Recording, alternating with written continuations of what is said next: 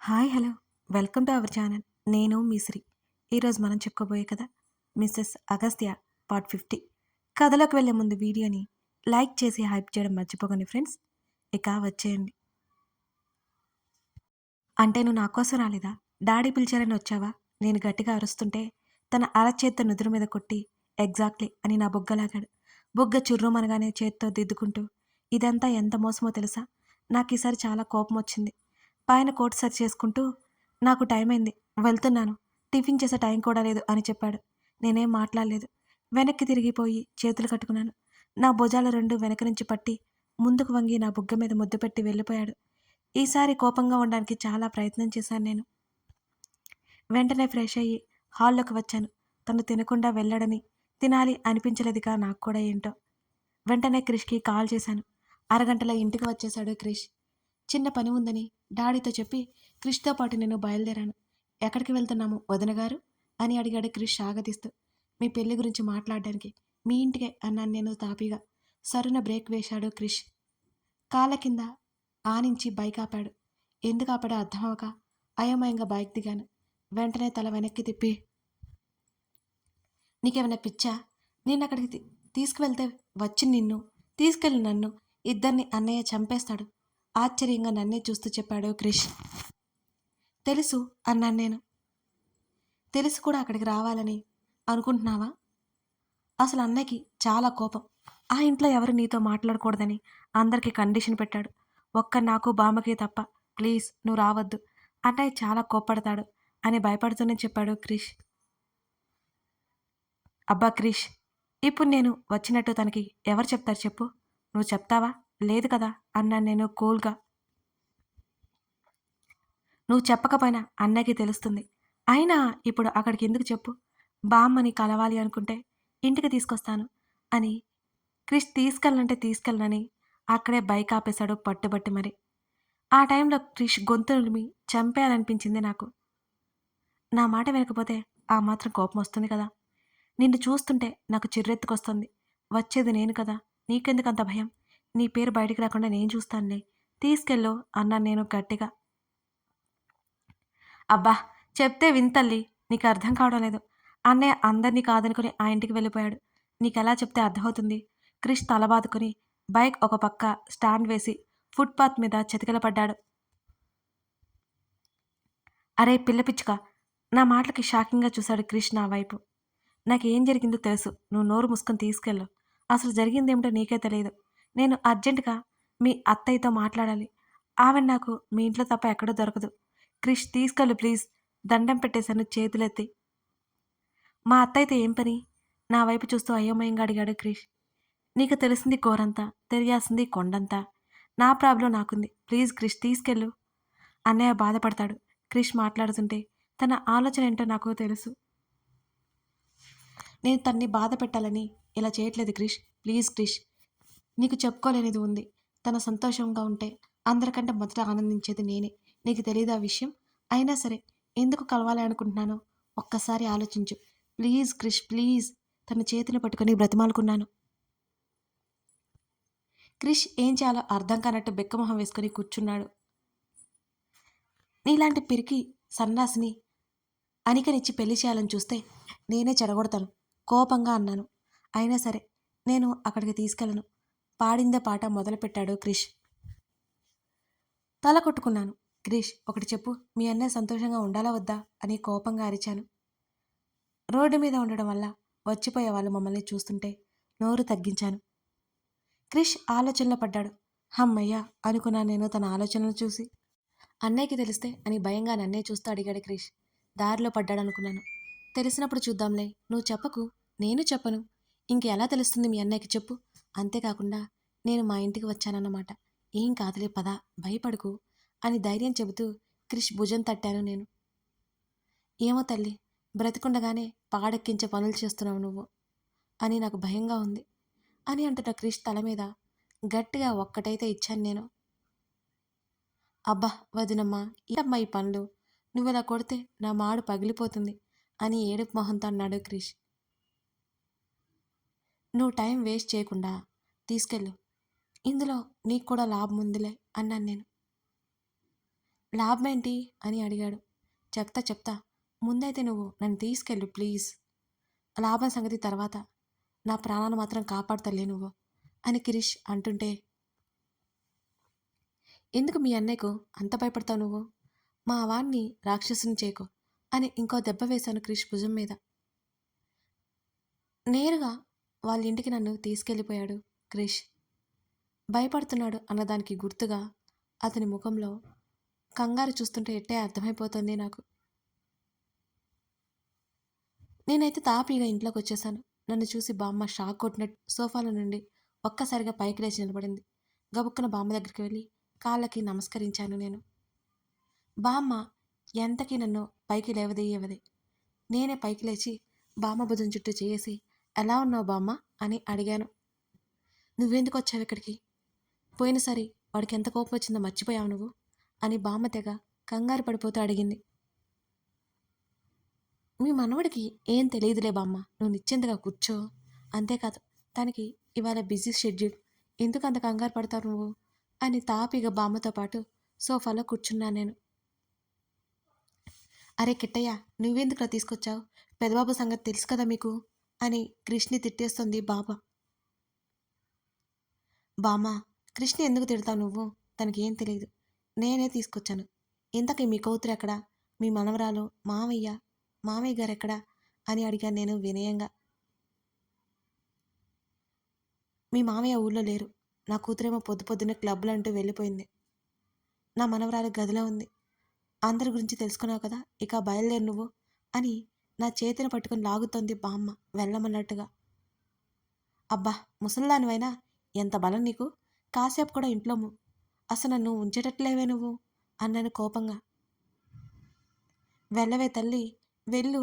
వాడు చూస్తే చంపేస్తాడా నిన్ను. నా కంగారంతా నీ గురించేనే. ఉన్నదానివి ఇంట్లో ఊరుకోకుండా ఎందుకే నీకు పెత్తనాలు? బామ్మ వాపోయింది. అబ్బబ్బా, నిన్ను ఎలా భరిస్తున్నారో ఏమో.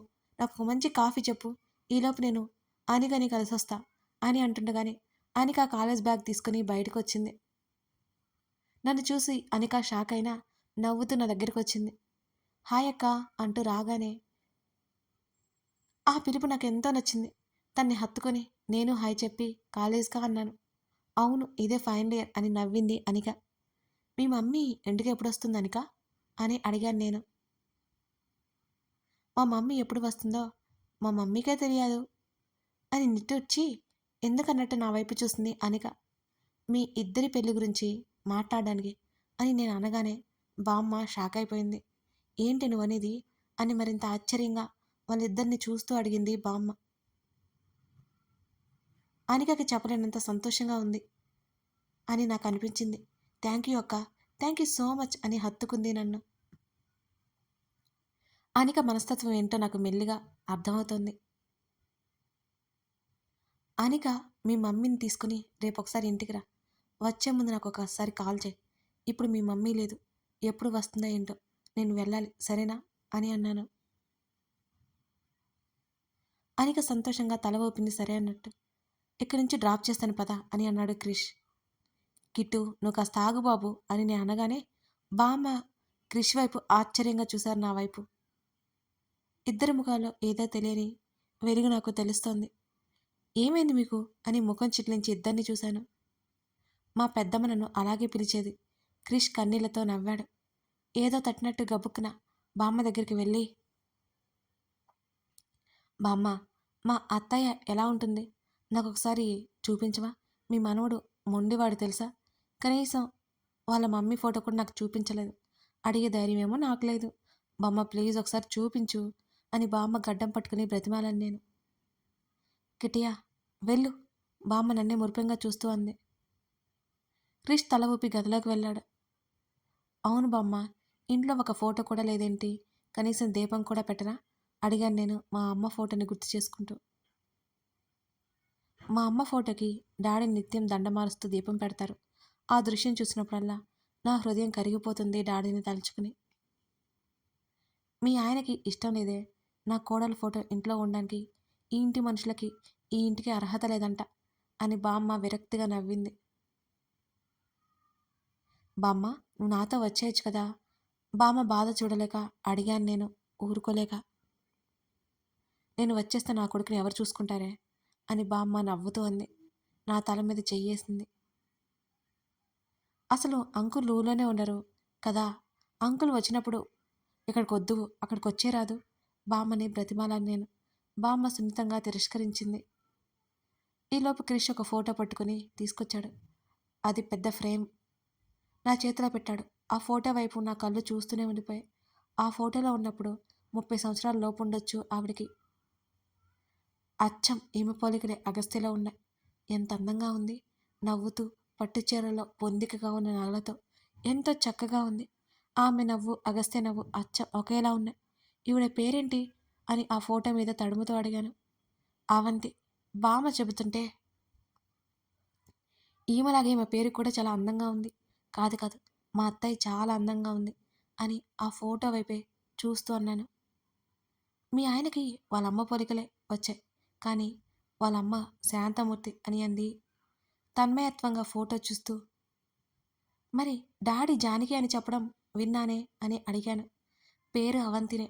పెళ్ళప్పుడు జానకి అని జాతకాలు తగ్గట్టు మార్చారులే, కానీ అవంతి అని పిలవడం అలవాటు మాకు అని అన్నది బామ్మ.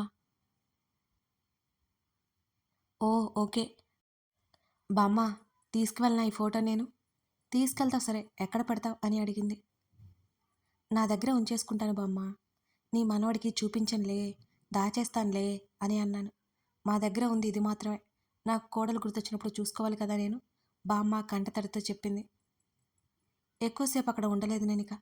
క్రిష్ డ్రాప్ చేశాడు నన్ను. నా కోసం నైట్ రాలేదు అని అగస్త్య మీద పీకల దాకా ఉన్న కోపం ఎటుపోయిందో నాకైతే తెలియదు.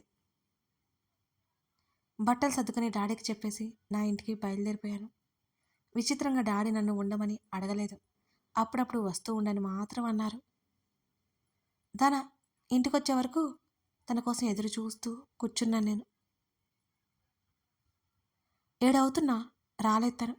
తన ఫోన్కి ట్రై చేశాను నేను. రింగ్ అవుతుంది, కాల్ లిఫ్ట్ చేయలేదు. మరోసారి ట్రై చేయగా తన పిఏ లిఫ్ట్ చేశాడు నాకు ఫోన్ కాల్ని. నేనేం మాట్లాడకముందే, మేడం, సార్ ఇంపార్టెంట్ మీటింగ్లో ఉన్నారు మేడం, వాళ్ళు ఇక్కడ వాళ్ళు కాదు మేడం, కాబట్టి అటెండ్ అవ్వాల్సింది ఉంది అని చెప్పాడు. తన కొత్త పిఏనేమో అనిపించింది నాకు. సరే, కాల్ చేశానని చెప్పండి అని అన్నాను నేను. కాల్ కట్ చేసి కూర్చున్నా. వంట ఆవిడ డిన్నర్ రెడీ చేసి వెళ్ళిపోయింది. ఫ్రెష్ అయ్యి తన కోసం డైనింగ్ టేబుల్ ముందే కూర్చుని తలవాల్చి నిద్రలోకి జారిపోయాను నేను. ఫోన్ మోగినట్టు వినిపించడంతో మెలకువ వచ్చింది నాకు. కళ్ళు తెరిచి చూశాను. తను మెట్ల మీద నుండి దిగుతూ కనిపించారు. అక్కడి నుంచి లేచి కిచెన్లోకి వెళ్ళి ముఖం మీద నీళ్లు కొట్టుకుని ఫుడ్ వేడి చేశాను. అవి తీసుకొచ్చి డైనింగ్ టేబుల్ మీద పెట్టాను. తన కాల్ ఇంకా కట్ అవ్వలేదు. వచ్చి కూర్చున్నాడు. ఏదైనా ముఖ్యమైన కాల్ అయితేనేమో ఫుడ్ తినేటప్పుడు అటెండ్ చేయడు. నేనేం డిస్టర్బ్ చేయలేదు తన్ని. ఇద్దరికి పెట్టాను. తను మాట్లాడుతూనే తింటున్నాడు. తినడం అయిపోయింది.